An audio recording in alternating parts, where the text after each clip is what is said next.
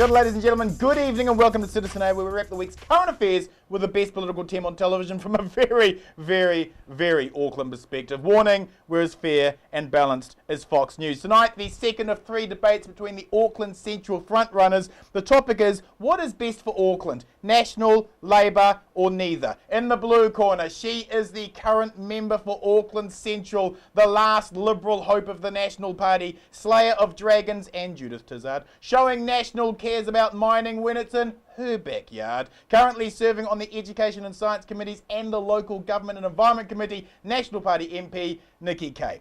And in the red corner, defender of the people, friend to the planet, and protector of small cute pets. She is considered the best thing about the new batch of Labour Party MPs, staunch sister to the revolution and high-ranking Jedi Knight, spokesperson for Youth Affairs, Employment and Associate Spokesperson for Arts, Culture and Heritage, Labour Party MP Jacinda Ardern. Welcome to you both. Coming up tonight, issue 1. Auckland has the largest urban poverty in the country. How on earth can crippling the welfare state with the most radical set of right-wing reforms from an ideologically stacked welfare razor gang lead to anything more than a deepening poverty crisis for Auckland? Issue 2. Overlooking the Auckland motorway is the new private prison complex the government have granted in the building of our prison nation. Bill English criticised the redneck get tough on crime rhetoric as a moral and fiscal failure. Can government crocodile tears excuse the monster they've fed and created? Issue 3 tonight.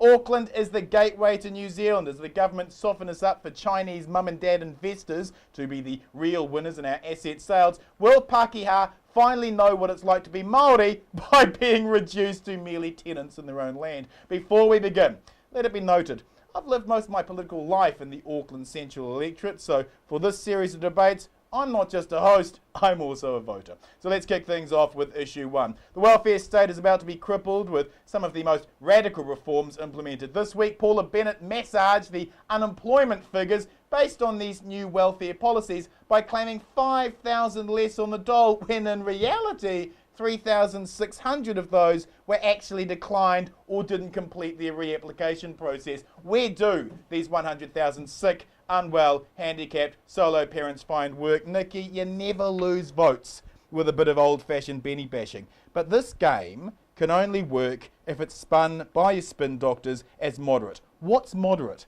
about forcing Auckland solo mothers back to work when the child turns 1? What's moderate about drug testing and alcohol testing Auckland beneficiaries to be work ready? And what's moderate about state interference in Auckland women's reproductive lives? Well, I think the first point that I'd make is that this is actually about being a lot more compassionate. We need to acknowledge that there are kids in this country that grow up in poverty.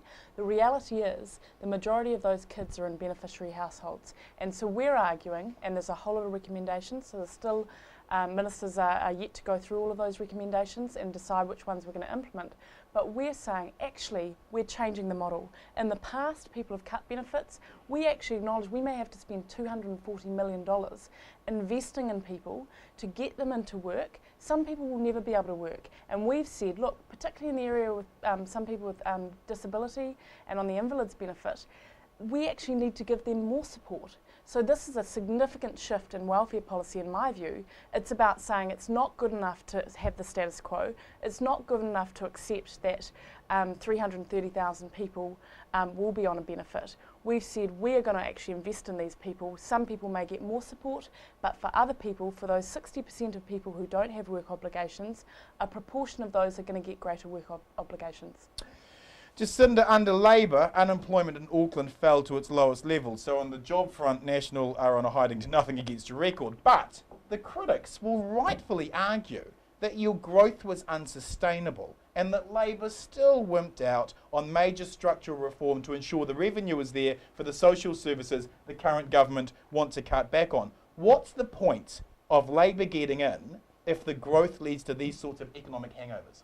I think probably the point is that Labour at least understands that the best thing that we can do to get people off the benefit system is to make sure that there are jobs and opportunities for them. Okay. Kiwis want to work. We saw just recently 2,000 Kiwis line up outside a supermarket for 150 jobs. But unemployment at the moment is almost double what it was when National came in, 155,000 people seeking work. There is nothing about these welfare reforms that are compassionate. they are punitive. And even Treasury has said at a time of economic difficulty where jobs just don't exist, this shouldn't be the approach the government is taking, and yet it is. If we wanted to help women back into work who have been caring for their children, the best thing we could do is make sure that we've got decent early childhood education provisions, that we're helping them with the cost of childcare, that we're helping them with simple things like transportation arrangements. Instead, the government proposes a set of reforms that cuts people's benefits by 50%, even if they have children. That is not compassionate, and it's not constructive. There are a number of things that Jacinda has got wrong there. The first point is that the whole Welfare to Work report is not just about punitive actions towards beneficiaries. But it is pretty punitive, though, isn't it? That is incorrect. The second point that I would make is we've made a significant investment in early childhood education, and part of this whole report is actually looking at how you support beneficiaries in the area of early childhood education. So I think there's a number of things that we're saying, and I just want to touch on the jobs issue. The reality is, when we came into government, we were handed a global recession. We had the situation with Christchurch, $5.5 billion hole that we had to deal with. We've also, in my view, invested more in health and education through the last budget by $1.4 billion in education. So what we're saying is, given the hospital pass that we were handed by Labor in terms of they spent everything, we are doing, I think, very well in terms of investment. And let me just say this, Labor have failed to come up with a credible economic plan. In fact, their economic plan is to spend another $5 billion in expenditure. They won't do mixed ownership of assets, which is about $7 billion. So for Jacinda to stand here and say that we are not actually about creating jobs when their economic plan is about sending the country broke. Well, hold on. I mean, I'm quite happy to respond to that. Very quickly. All of our economic plan has been about job creation, whereas yesterday in the House I asked John Key, where are the jobs for Kiwis going to come from? His response, national standards in primary schools and early childhood education. Completely separate issues. And what I would say on the early childhood education, $450 million has been cut from early childhood education under National.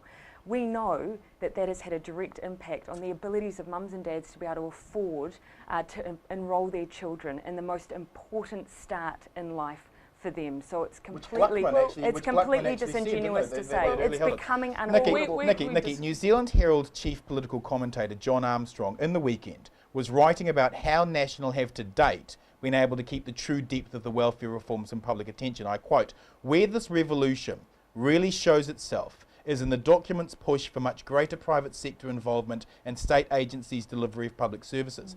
This beneficiary reform is really the private sector corporatisation of welfare services. Aren't you as a government actually trying to wriggle out of your social responsibilities?" Well, no, I would argue, look, we have to acknowledge that part of New Zealand's social policy has failed.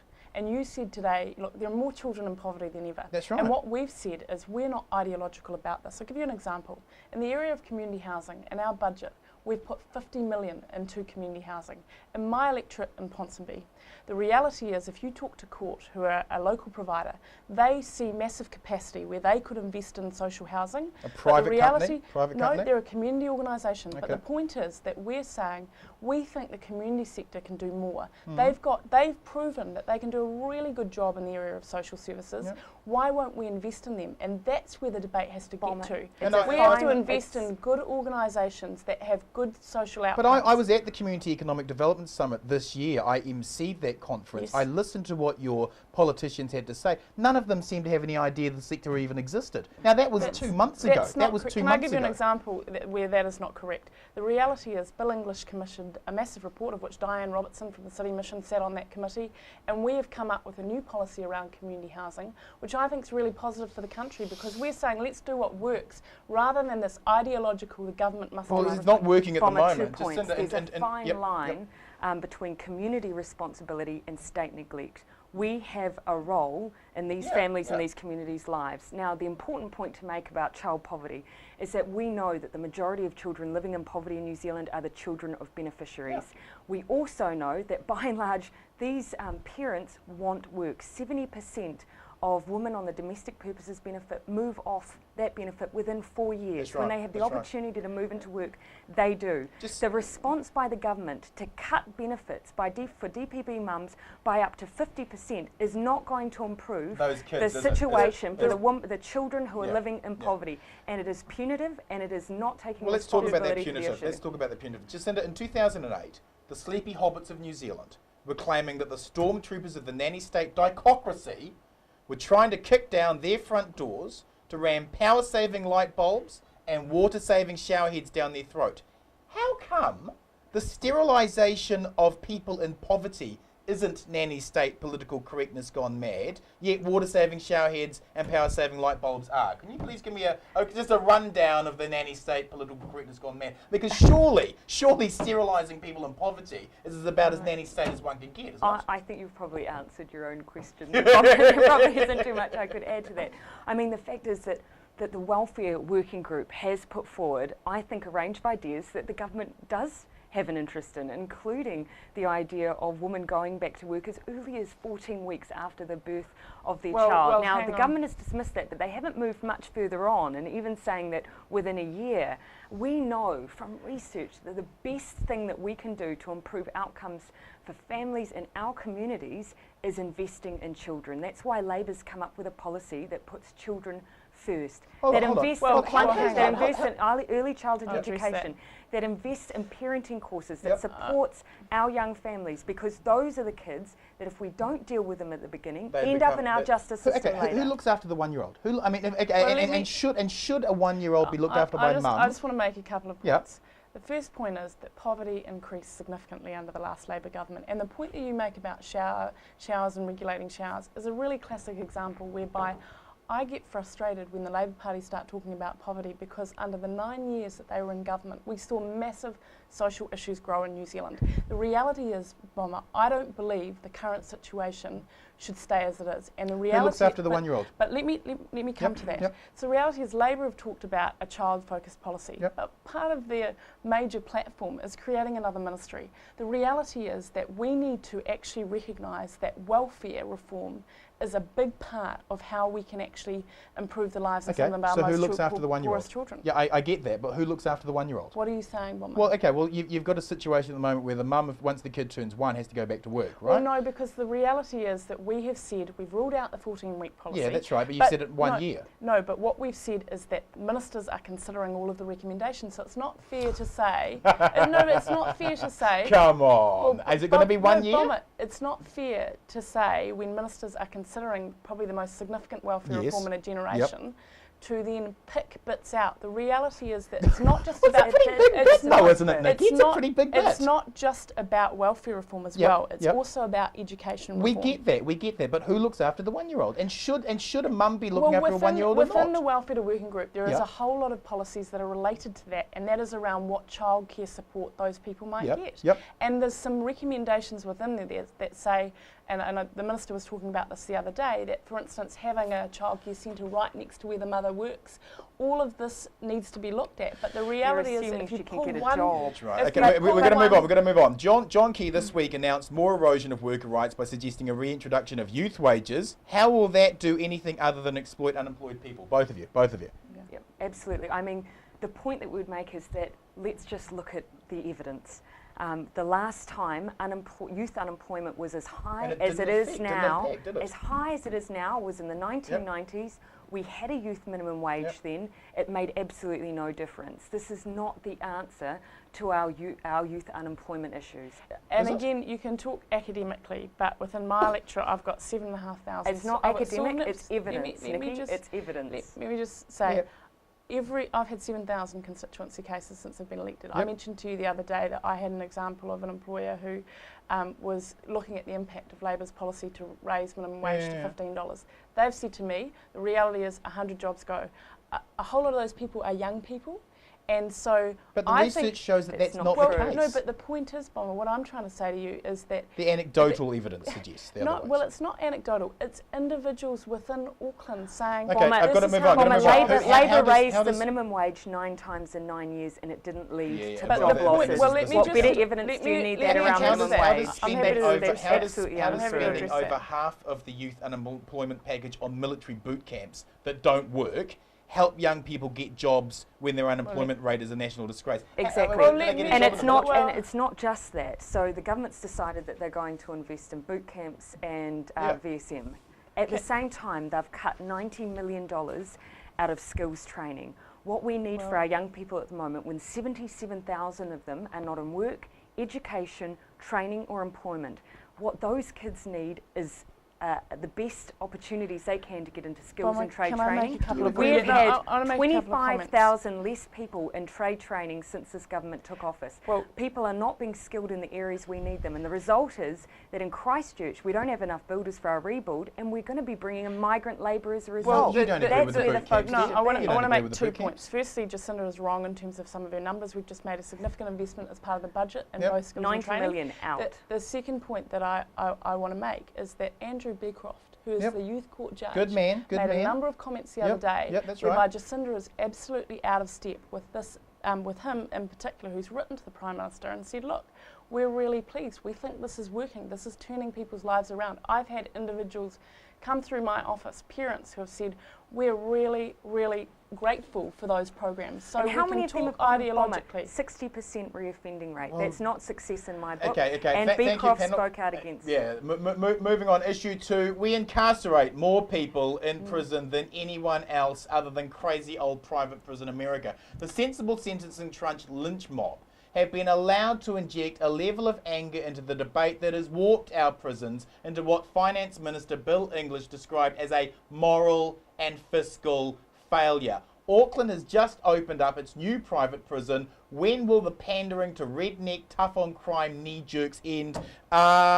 Nikki, National desperately need to look moderate because Don Brash scares the crap out of most New Zealanders. So pretending to suddenly care about the prison monster you've created after pandering to those rednecks for so long can't be taken seriously, can it? Okay, Bomber, when you just said the prison monster that we Yeah, created, but yeah. actually for the last 30 years, our prison rate's been going up. Oh, So I'll we- get into that in a second, but we've- with you. So here are a couple of points. The first is that we are seeing it levelling off, right, the prison rate in terms of New Zealand. We are number 4th in the OECD, but we're actually probably about midway in terms of our prison rate. We've got to focus on 2 things. The first is how do we rehabilitate those who are in our prisons? That's right. Our government is spending more on both drug and alcohol rehabilitation. We've opened 2 drug units within our prisons. We've got another one coming. We've got 1,000 places in education, training and work within our prisons. Yeah. So we are focusing more than Okay. ever before in terms of rehabilitation. But then there's also prevention, so ensuring that we don't get people going into our prison system.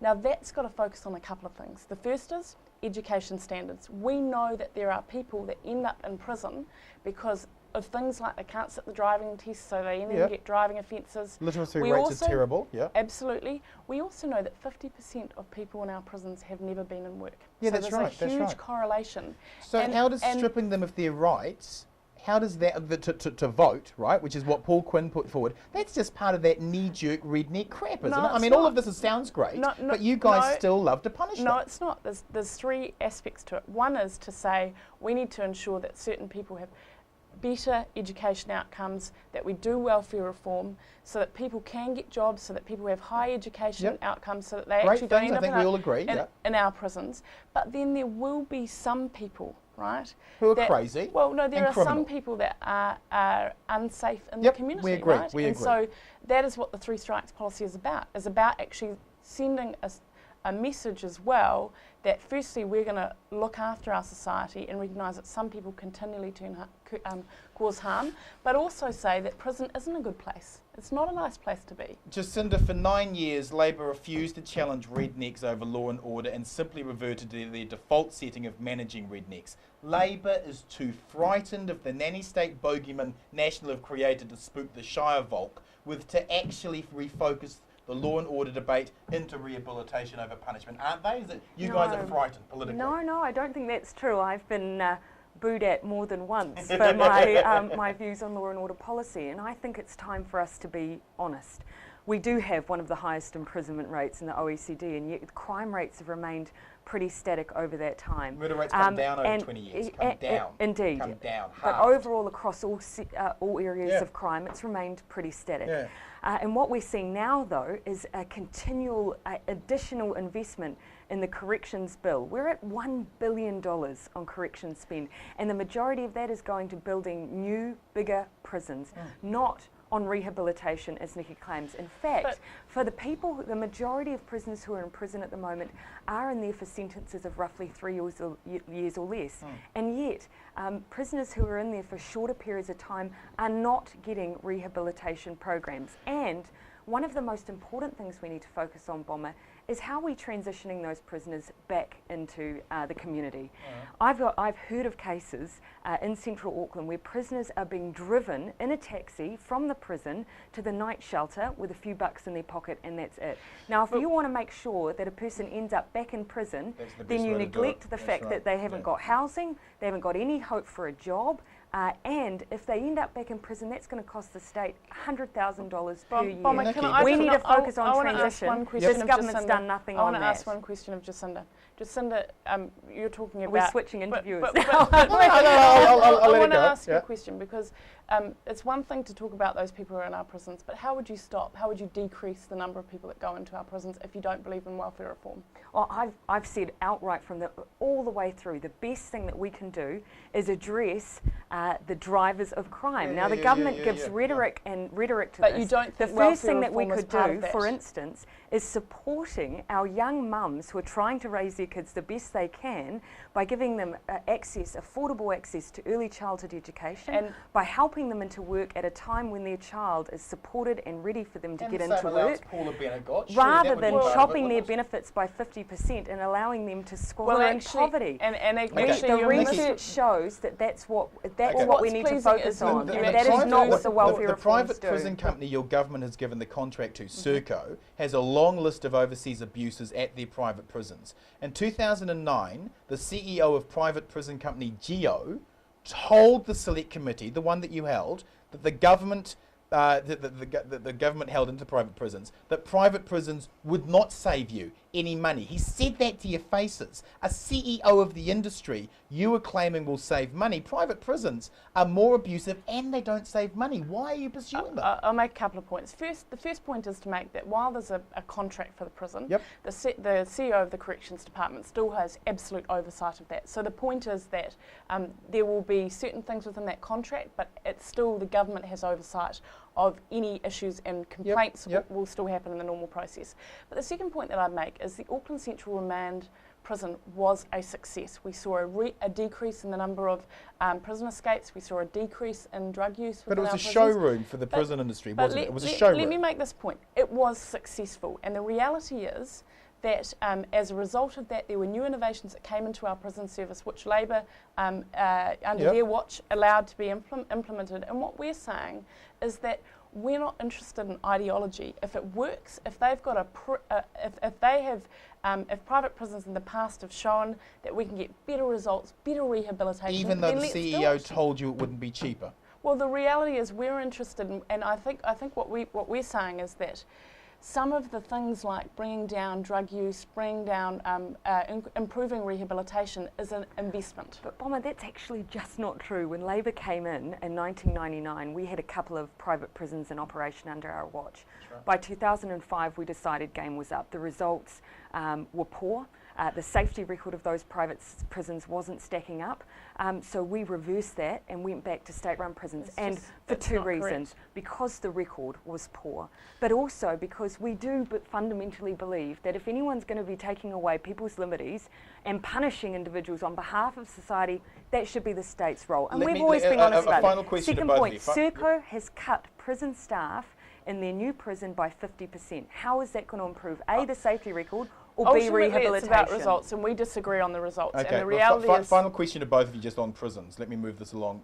Bill English told the Herald's Mood of the Boardroom conference last year that corrections was set to become a monster department, his words, that by 2012, corrections would be bigger than the Ministry of Social Development, Ministry of Education, Ministry of Health, even bigger than the Inland Revenue Department. Putting the politics aside, just if we can for a second, aren't you both, as New Zealanders, ashamed that public debate has been so manipulated by both parties to the point that our prison department is larger than any other of our other social agencies? Isn't that something to be genuinely ashamed of? I guess the point is that we've got to significantly change our social policy in this country if we want to turn that around. And there's one party, and that's National, that stand for change, and there's another party that wants status quo. Sure, but I think we can agree on that, but I don't know whether change is Bomber, Bomber, rhetoric is, it's an indictment, but rhetoric is fine. It's easy to say that National's going to turn that around.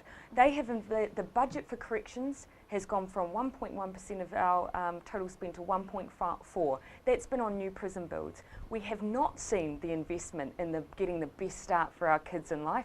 We've seen cuts to every single area that you can mention. So rhetoric is one thing. It's about action. Coming up, Auckland is New Zealand's gateway. How will immigration and foreign ownership impact upon us? Citizen A is back after the break.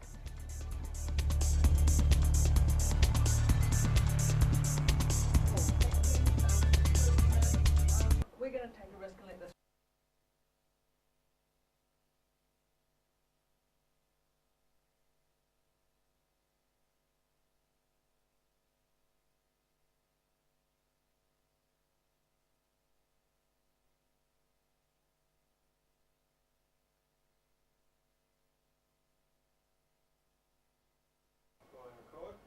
And, yep, roll record, please.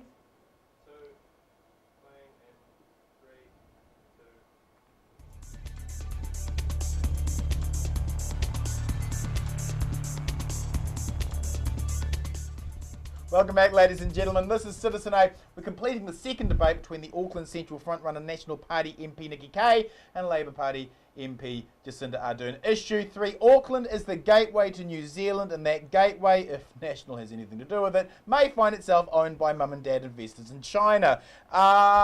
Nikki, the government have been softening us up for a sell-off to China. Why would we want a country that arrests bloggers, arrests artists like Ai Weiwei, and arrests Christians for worshipping at Easter to have any more influence over our economy? Can I make the first point? The first point is that last year we made significant changes to the overseas investment regime. Yep. So what we said was you need to be able to demonstrate a significant commitment to our country. So it's never been probably more harder around some of the investment tests around the Overseas Investment Office. So that's the first point. The second point that I'd say though is when it comes to trade, and there was cross-party agreement between Labour and National around the free trade deal with China. You're not going to agree with every country on every particular issue. And what we've said is, look, we do have issues in terms of the human rights abuses that have happened. We've made that clear to China in the past.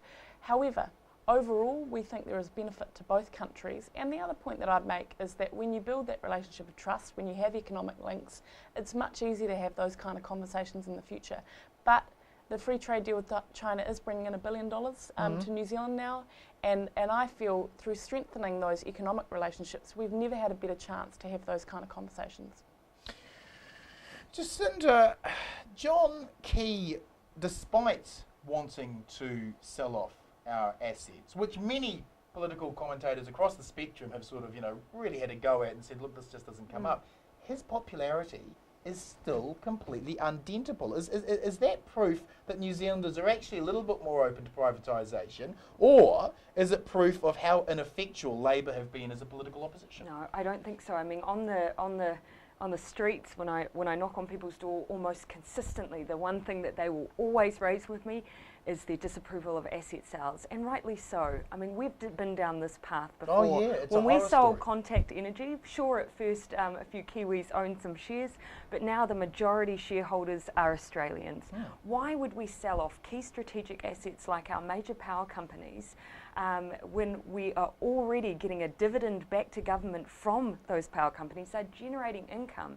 but also why would we be selling off our future when we can't guarantee that they're Well, going to stay preaching within New to Zealand? the- preaching And to we the converted. already know But the that it's polls- unlikely preaching for it to the to converted. stay. But the polls show they can I trust tell him. you- They can I trust tell They're you two why? separate. I don't know that we're polling simply on trust here. They Well, at trust the end him, of the though, don't they? day, Well, let at the end me of the make day, the the general first election point. will be a question over whether or not people want to sell their key The strategic assets. but the reality is that people are smarter than that, Jacinda. They know that this is a completely different proposition to the 80s and 90s.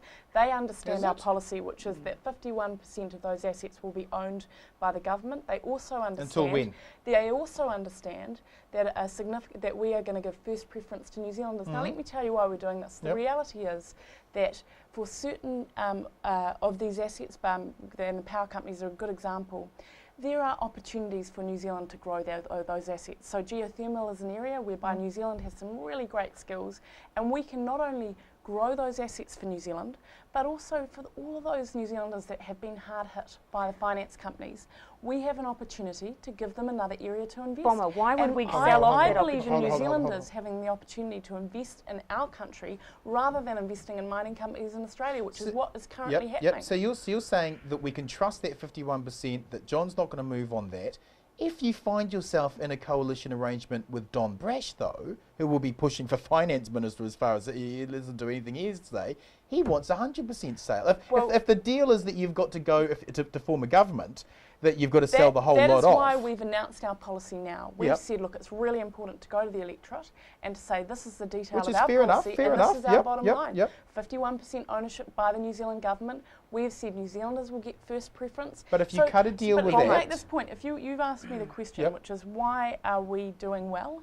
And I think that's because the slogans that come, this is asset sales, when actually it's not an asset sale, it is about mixed ownership, doesn't work on Bomber, people. They 2 get it. points. I think people do understand the policy. That's why 80% of people Are are against against it, it. Well, that's not Second, right. the second point Yep. is that I absolutely don't believe that we need to sell off our assets to explore the opportunities that they provide us. Why would we want to give away the development opportunities that exist with Well, let me- geothermal, for instance, by selling them Let- off to foreign owners? let me Because sure, the government may answer that claim, question. please Nikki, let me just finish. Why would we claim that we can sell these assets to Kiwis when we know we cannot guarantee that's where they'll stay? And that's exactly what happened with Contact. Or let's take the example of rail. We sold off that asset, watched its private sector underinvested in it, and then out of desperation had to buy it back to ensure that we It's, could it's, the it's, it's infrastructure. Chinese mum and Same dad thing happened investors with who are going Telecom. to benefit Let me here, make isn't this it? point, because I don't know that Jacinda does understand the policy.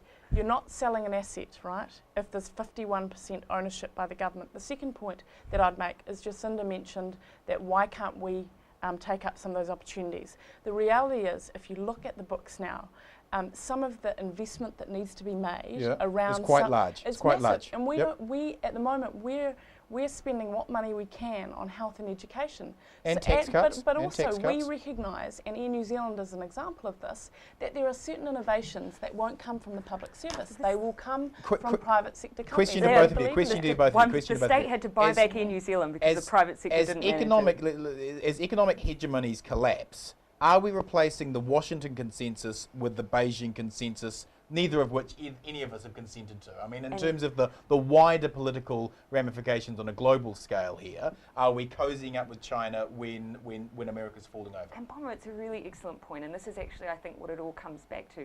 Rather than just conceding that the only way to survive is to hock off everything we own, we need to start focusing on building our economic sovereignty and our economic resilience.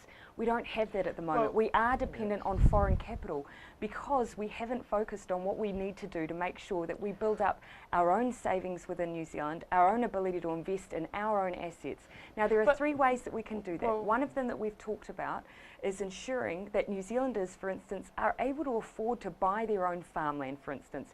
At the moment, our overseas investment rules means that our prices for land are set at an international market, and Kiwis No, well, let can't me afford just- that. Can't give you three. let Can't me give you just- three. let me just make the point. Beijing or Washington Let me just consensus. make Which one? the point. The best way that we can be independent and sovereign as a nation is to bring our debt down, because at the moment By we're having to selling us borrow. off. We're having to borrow a whole lot of money from overseas banks. That is the best way that we can become independent. our budget showed that we're going to get back into surplus in the next couple of years. Those Treasury People are saying predictions to me, are pretty "But awful, Bomber, though, you aren't asked me they?" the question, why Yep. are people? Why is national polling so Yep. high? Well, because he does a smile and wave routine and 'cause doesn't do anything people critical.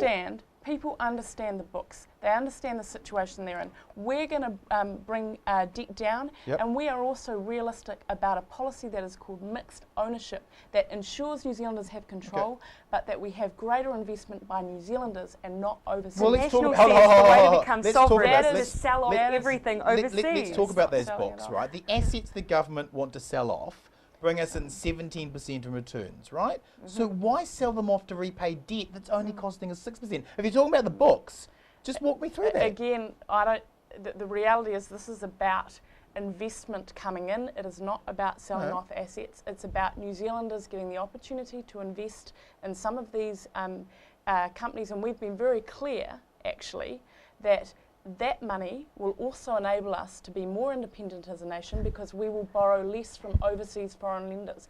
And you know who understands this? It's the people that I door knock on their door in Greyland, because under our actually Okay, they yeah. understand that their mortgage rates are low under national. They understand that whilst the cost of living has gone up, they've had lower mortgage rates under us because we've managed the economy. And the challenge for Labour is that when they have no economic policy, their numbers on the ETS are out by 700 odd million. Then how can you win that argument? Final It's question, simply not true. both of you. Why are we implementing failed right-wing economic ideology to counter a global economic crisis caused by failed right-wing economic ideology? And that's exactly Well, the again, point. I Bomber, don't- why I don't would agree why with would your we build our statement. economic sovereignty by selling off our assets, making it easier for more and more foreign capital to come into New Zealand to prop our debt up? That is not the long-term solution. Now, what Labour has said so far in all of this debate is there are two really major things that we could do to start building our own resilience. The first is to tighten up on our overseas investment rules, also to make sure we hold on to our key strategic assets, but also to increase the revenue that we have coming through New Zealand. We need to support our exporters. That is the way that we're going to increase jobs and increase growth. And the best way to do that is by looking at our monetary policy and the stability of the dollar. Let me say that That's an failed- economic failed policy economic completely policy? different to national. Let me say this point. Firstly, I do have a bit of an issue with people targeting a particular country in terms of race. I want to make that point. Okay. Because for me, it's about the outcome. So the reality is, if we stopped immigration in New Zealand, by 2021, our population as a country would drop by 10%, our GDP would drop by 11%. So if you want to campaign on those policies, I don't believe then I even those are the mentioned policies immigration. of poverty. Those are the policies of poverty, and I think we need to be very careful when you target a particular country. What we need to do is ensure, and that's what we've done, that we have tight rules around overseas investment, that those people that are going to invest in our country make a substantial commitment to New Zealand. We have done that, but I don't believe in just targeting one particular Okay, well, just country. final haven't question even then. Final named the question then. country. Well, let's do it. As Aucklanders and as New Zealanders, how did you both react to Kyle Chapman's call to arms by playing on the worst angels of our nature in Auckland last month with his anti-Asian pamphlets and desire to march up Queen Street the day before the election? That was pretty... Yeah, I think it's appalling. I joined the Facebook page whereby there's going to be an opposition march. Yes. I think the issue that you have, I think, as a politician in these situations is you want to stand out against it, but you also don't want to give them any airtime. Yep. Because when they get airtime, sometimes that can be more harmful and hurt more people. Yep. So the most important thing for me was to be very clear about where I stood, that I think I have no tolerance. No time for that? I have no tolerance for his, for his particular views. I think New Zealand is a multicultural country. I think Auckland in particular has some amazing people from around the world that contribute to our city,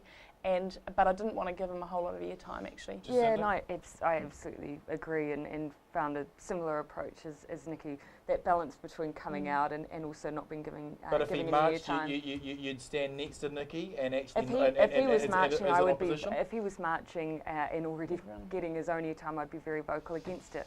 But when it comes to issues, the linkage between immigration and the economy, for instance, it's actually not about every other country. It's about what we're doing with New Zealand's economy for every individual who lives in New Zealand, regardless of race or where they're from. That's I right. want all Kiwis, I don't care where they've come from, to be in work in New Zealand. If they're here, I know they want to make a contribution, and that's what my focus is.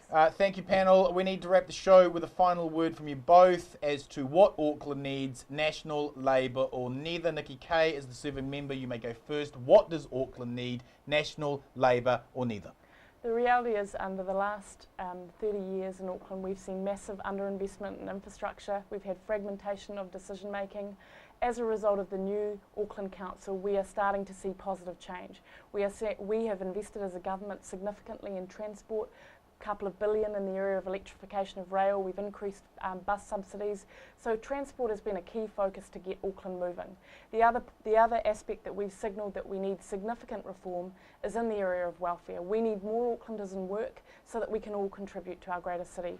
And finally, many Aucklanders talk to me about the fact that they're very concerned about the urban environment. We have polluted waterways. We also have a whole lot of rubbish going into the Hauraki Gulf. We've got carbon emissions up because we've got to improve our public transport system. And I believe we've finally put a council in place, and we are working with that council to significantly invest in both the policies and the infrastructure that will ensure that our Auckland can meet its potential. Perfect. You actually nailed the minute. That's incredible. Jacinda, what does Auckland need, National, Labour or neither? I make no promises about timing, but I am going to be stereotypical and say, of course, I believe we need Labour. Auckland is a fantastic place to live, but it's not necessarily an easy place to live. I think to improve things for Aucklanders, whether that be a family on the minimum wage, living in substandard housing, right through to a young professional living in central Auckland who wants to get into their first home, we need step change in this country, and that's got to start at central government. We need to invest more in research and development, support our exporters by looking at monetary policy, because those are the things that will bring us decent jobs and decent incomes. We need to make sure that we own our own future, and that means owning our own assets. We need to invest in public transport. That means reprioritising where we spend our roading spend so that Aucklanders can move in and around their city easily. We need to be a leader, not a follower on environmental issues, because that is what we are proud of, it's what we trade on, and it is ensuring that we have a future and a country that is truly clean and green to hand on to future generations. That's what Labour will deliver. Thank you, Nikki Kay and Jacinda Ardern, and thank you, viewers, for joining us. If you like tonight's show, please join our Citizen A Facebook site and connect with other like-minded news citizens, and follow me on my Citizen Bomber Twitter and Facebook page. The final debate between the Auckland Central frontrunners will be in October in the first week of the election. Thanks for watching, whānau. Good night, Aotearoa.